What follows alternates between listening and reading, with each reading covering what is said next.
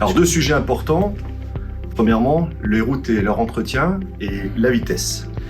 Nous nous sommes étonnés ce matin lors de la session du conseil départemental qu'une nouvelle étude soit entreprise pour connaître le diagnostic et l'entretien et l'état de nos réseaux et notre voirie départementale. Alors nous sommes extrêmement surpris puisque une étude identique avait été menée entre 2018 et 2020 à grands frais d'argent public et nous garantissait que 80% de notre voirie départementale était de qualité. Or, si une étude doit de nouveau être faite cette année pour 300 000 €, ce n'est pas une paille, on peut estimer que l'état de cette voirie n'était certainement pas aussi bon que la majorité le disait.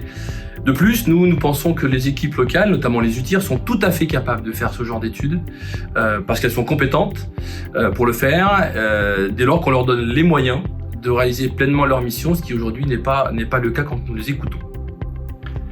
Au sujet de la vitesse, donc le département va remettre les routes à 90 km/h à la place de certaines à 80, alors seulement 10% vont revenir à 90 km/h. Nous pensons que c'est une erreur parce que judicieusement, si vous mettez à la place d'un conducteur, tout simplement, il va être perdu entre les 50, 70, 80, 90.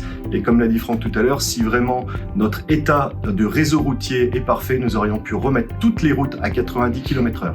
Nous avons interpellé donc l'Assemblée sur ce sujet et sur ce problème de ne pas être à la place du conducteur.